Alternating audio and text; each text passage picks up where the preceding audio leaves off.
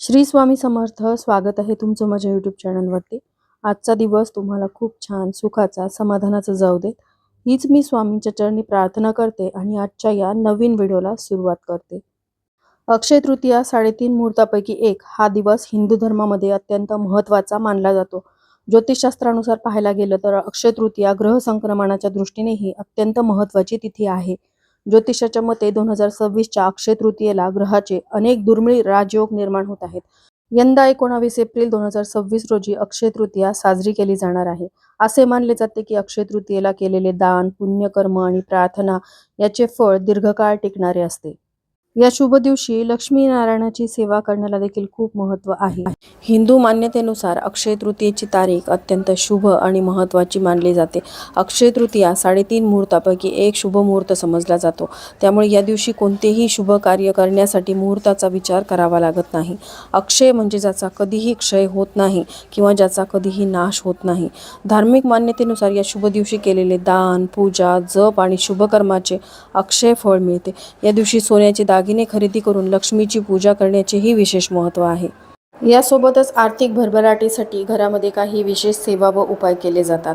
तर असाच एक उपाय मी आजच्या व्हिडिओमध्ये शेअर करणार आहे. या उपायामध्ये तुम्हाला अक्षय तृतीयेच्या दिवशी अक्षय कलश भरायचा आहे. हा कलश कसा भरायचा आहे, यामध्ये कोणत्या वस्तू घालायच्या आहेत, नंतर त्या वस्तूंचं तुम्हाला काय करायचं आहे, यासोबतच अक्षय तृतीयेच्या दिवशी तुमची जर अडचण असेल तर हा अक्षय कलश तुम्हाला पुढे कधी भरता येईल याविषयीची संपूर्ण माहिती जाणून घ्यायची असेल तर व्हिडिओ स्किप न करता शेवटपर्यंत बघा. चॅनलवर पहिल्यांदा असाल तर नक्की सबस्क्राईब करा आणि असेच नवनवीन माहितीपूर्ण व्हिडिओ बघण्यासाठी बेल आयकॉनलाही क्लिक करा. त्यामुळे जेव्हाही मी नवीन व्हिडिओ अपलोड करेल तेव्हा त्याचं नोटिफिकेशन सर्वात आधी तुम्हाला मिळेल आणि तुम्ही एक पण व्हिडिओ मिस करणार नाही. सगळ्यात आधी आपण जाणून घेऊयात की अक्षय तृतीयेच्या दिवशी हा अक्षय कलश आपल्याला नेमका का भरायचा आहे. तर आपण बऱ्याचदा बघतो की आपण खूप कष्ट करतो, मेहनत करतो, तरी देखील आपल्या कष्टाला, मेहनतीला म्हणावं तसं यश मिळत नाही. बऱ्याच जणांच्या बाबतीत असं होतं, घरामध्ये पैसा येतो पण तो फार काळ टिकत नाही. घरामध्ये आजारपणं असतात किंवा इतर काही खर्च असतात. बऱ्याचदा इच्छा नसतानाही त्यांना ते खर्च करावे लागतात आणि अशा वेळेस घरामध्ये आलेला पैसा जो आहे तो स्थिर राहत नाही, फार काळ टिकत नाही आणि महिनाअखेरीस त्यांच्या घरामध्ये पैशाची तंगी राहते, कर्जबाजारीपणा वाढतो. त्यासाठी तुम्हाला हा अक्षय कलश भरायचा आहे. अक्षय तृतीया हा दिवस जो आहे तो अतिशय शुभ मानला जातो. तो 3.5 मुहूर्तापैकी एक आहे.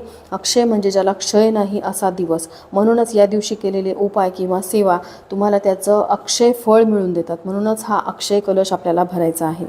अक्षय तृतीयेच्या दिवशी देवी लक्ष्मीसोबतच भगवान विष्णूंची पूजा करावी.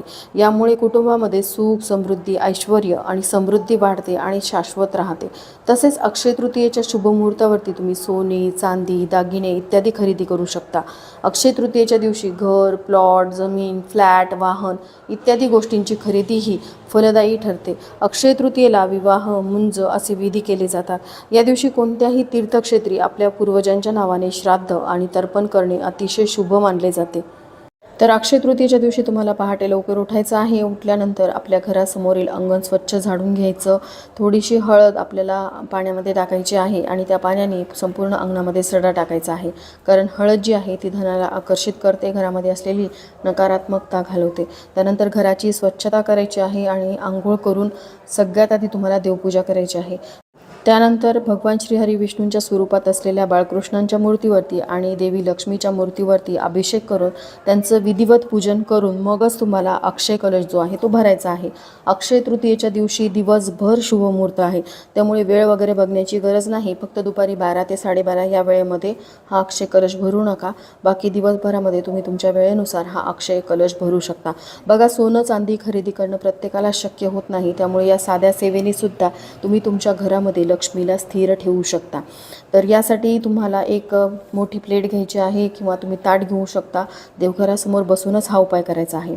तर खाली तुम्ही इथे बघू शकताय की मी 5 पानं घेतलेली आहेत. तर पिंपळाची पानं घेतलेली आहेत. तुमच्याकडे पिंपळाची पानं नसतील तर तुम्ही साधी विड्याची पानं घेऊ शकता. त्यावरती एक छोटीशी प्लेट ठेवायची, त्यावरती तांदूळ ठेवायचे, त्यावरती हळदी कुंकू वाहून घ्यायचं आणि त्यावरती तुमच्याकडे जो कलश असेल तो घ्यायचा. तांब्या पितळेचा घेऊ शकता. आता या कलशामध्ये सगळ्यात आधी तुम्हाला खडे मीठ घालायचं आहे. बघा, खडे मिठाचे बरेचसे उपाय मी तुमच्यासोबत शेअर करत असते. तर खडे मीठ जे आहे ते लक्ष्मीकारक मानलं जातं. आपल्या घरामध्ये असलेली नकारात्मकता घालवतं, आपल्या घरामध्ये लक्ष्मीला आकर्षित करत असतं. त्यामुळे खडे मीठ घालायचं, त्यावरती हळदी कुंकू अर्पण करायचं. आता या अक्षय कलशामध्ये देवी लक्ष्मीला प्रिय असणाऱ्या काही वस्तू आपल्याला टाकायच्या आहेत, ज्यामध्ये सगळ्यात आधी आपल्या घरामध्ये असलेली 1 रुपयाची नाणी. मग नाणी ही 1 रुपयाचीच असावीत असं नाही, तुमच्याकडे जी नाणी आहेत मग ती 10ची असतील, 5ची असतील किंवा 2 रुपयाची असतील, तर ती नाणी तुम्हाला या अक्षय कलशामध्ये टाकायची आहेत. पण टाकत असताना 11, 21 या शुभ अंकाने ही नाणी या कलशामध्ये तुम्हाला टाकायची आहेत. आता ही नाणी घालून झाल्यानंतर तुम्हाला या नाण्यांवरती सुद्धा हळदी कुंकू अर्पण करायचं आहे. प्रत्येक वस्तूची तुम्हाला पूजा करायची आहे. असं नाही की तुम्ही सगळ्या वस्तू घातल्याने एकदाच पूजा केली, असं चालणार नाही. आपण सगळ्यात आधी बुडाशी अक्षय कलशामध्ये खडे मीठ टाकलेलं आहे, त्यावरती नाणी ठेवली, त्याची पूजा केली. त्यानंतर लक्ष्मीला प्रिय असणाऱ्या 5 किंवा 7 तुम्हाला पिवळ्या रंगाच्या कवड्या या अक्षय कलशामध्ये भरायच्या आहेत. पिवळ्या रंगाच्या कवड्या देवी लक्ष्मीला अतिशय प्रिय आहेत. या कवड्या आपण अक्षय कलशामध्ये भरल्यामुळे देवी लक्ष्मी आपल्या घराकडे आकर्षित होते. त्यावरती सुद्धा हळदी कुंकू अर्पण केल्यानंतर आपल्याला यामध्ये अख्ख्या वेलची आणि अख्ख्या लवंग फूल असलेल्या घालायच्या आहेत. मग ह्या लवंगा किंवा वेलची तुम्ही या देखील शुभ संख्येनेच या अक्षय कलशामध्ये भरायच्या आहेत. 5, 7, 11 या संख्येने एक एक करून ह्या वस्तू तुम्हाला अक्षय कलशामध्ये भरायच्यात. आता ह्या वस्तू तुम्हाला सांगितल्याप्रमाणे शुभ संख्येमध्येच या अक्षय कलशामध्ये भरायच्यात, म्हणजे 5, 7 अशा संख्येने या सर्व वस्तू अक्षय कलशामध्ये टाकायच्या. आता त्यानंतर या कलशामध्ये तुमच्याकडे असलेल्या पैशांच्या नोटा या कलशामध्ये टाकायच्या आहेत. मग त्या देखील तुम्हाला 5, 7 या संख्येने टाकायच्या. आता 500चीच नोट असावी असं नाही, तुमच्याकडे ज्या नोटा असतील, पण ह्या नोटा ज्या आहेत त्या तुम्हाला खर्च करायच्या नाहीत. त्यामुळे अशाच नोटा तुम्ही घ्या की ज्याचं तुम्हाला काम पडणार नाही. यानंतर तुम्हाला यामध्ये तुमच्याकडे असलेलं सोनं देखील टाकायचं आहे. मग आता सोनं प्युअरच्या फॉर्ममध्ये असेल, तुमचा एखादा दागिना किंवा अंगठी देखील या कलशामध्ये तुम्ही ठेवू शकता. या व्यतिरिक्त तुमच्याकडे जर गोमती चक्र असतील तर ते देखील तुम्ही या कलशामध्ये भरू शकता. अशा प्रकारे हा कलश जो आहे तुम्हाला भरायचा आहे. आता हा कलश भरून झाल्यानंतर तुम्हाला याचं पंचोपचारे पूजन करायचं आहे. मग यामध्ये तुम्हाला सगळ्यात आधी शुद्ध गाईच्या तुपाचा दिवा या कलशासमोर प्रज्वलित करायचा.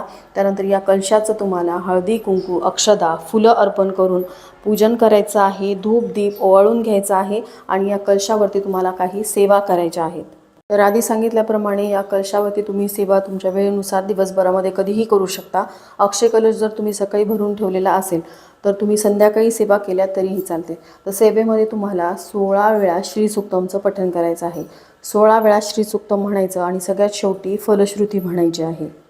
जसं की तुम्हाला माहिती आहे, श्रीसूक्तम जे आहे ते देवी लक्ष्मीचं अतिशय प्रिय असलेलं स्तोत्र आहे. याचं तुम्हाला 16 वेळा पठण करून या अक्षय कलशाला अभिमंत्रित करायचं आहे. त्यानंतर तुम्हाला भगवान श्रीहरी विष्णूंची देखील सेवा करायची आहे, कारण लक्ष्मी त्याच घरामध्ये स्थिर राहते ज्या घरामध्ये श्रीहरी विष्णूंची सेवा केली जाते. त्यामुळे श्रीसूक्तमचं पठण करून झाल्यानंतर तुम्हाला 1 वेळा विष्णू सहस्त्रनामाचं पठण किंवा श्रवण करायचं आहे. तर अशी ही अतिशय प्रभावी अक्षय कलशाची सेवा तुम्हाला अक्षय तृतीयेच्या दिवशी करायची आहे. अशा प्रकारे तुम्ही या दिवशी अक्षय कलश तुमच्या घरामध्ये स्थापित केल्यानंतर तुमच्या घरामध्ये आर्थिक स्थैर्य राहतं. कारण आधी सांगितल्याप्रमाणे अक्षय तृतीयेच्या दिवशी आपण जी शुभ कामं करतो त्याचा कधीही क्षय होत नाही. त्यामुळे अखंड लक्ष्मी प्राप्तीसाठी, आर्थिक भरभराटीसाठी तुम्हाला ही सेवा करायची आहे. आता जर तुमची काही अडचण अक्षय तृतीयेच्या दिवशी असेल, जसं की तुमचा मासिक धर्म आलेला असेल, तर तुम्ही ही सेवा तुमच्या पतीकडून, तुमच्या मुलांकडून करून घेऊ शकता. कारण घरातील कोणत्याही व्यक्तीने ही सेवा केली तरीही चालते. पण जर तुम्हाला सुतक पडलेला असेल तर अशा वेळेस तुम्हाला ही सेवा करता येणार नाही. जर तुमची अशी काही अडचण असेल तर अशा वेळेस तुम्ही येणाऱ्या शुक्रवारी ही सेवा केली तरीही चालेल. आता सगळ्यात महत्त्वाचं म्हणजे या अक्षय कलशामध्ये आपण ज्या ज्या वस्तू भरलेल्या आहेत त्या वस्तूंचं आपल्याला काय करायचं आहे. तर पहा, दुसऱ्या दिवशी सकाळी उठल्यानंतर सगळ्यात आधी आपल्याला हा कलश उचलायचा आहे, बाजूला ठेवून द्यायचा. त्यानंतर देवपूजा करून घ्यायची आहे आणि सगळ्यात आधी ह्या सर्व वस्तू एक एक करून आपल्याला बाहेर काढायच्या आहेत. आपण जे बुडात खडे मीठ टाकलेलं आहे, जे लक्ष्मीला अतिशय प्रिय आहे. खडे मीठ घरामध्ये असलेली नकारात्मकता, घरात असलेले दोष स्वतःमध्ये ओढून घेतं. त्यामुळे हे खडे मीठ जे आहे ते आपल्याला किचनच्या सिंकच्या मध्ये विसर्जित करायचं आहे. कारण जी ही नकारात्मकता, जे ही दोष आपल्या घरामध्ये आहेत, ज्यामुळे आपल्या घरामध्ये आर्थिक स्थैर्य नाही, ते सर्व नष्ट होतात आणि हे जे मीठ आहे ते सर्व दोष आपल्या घरातले काढून टाकण्यासाठी मदत करतं. तर हे मीठ आपल्याला विसर्जित करायचं आहे.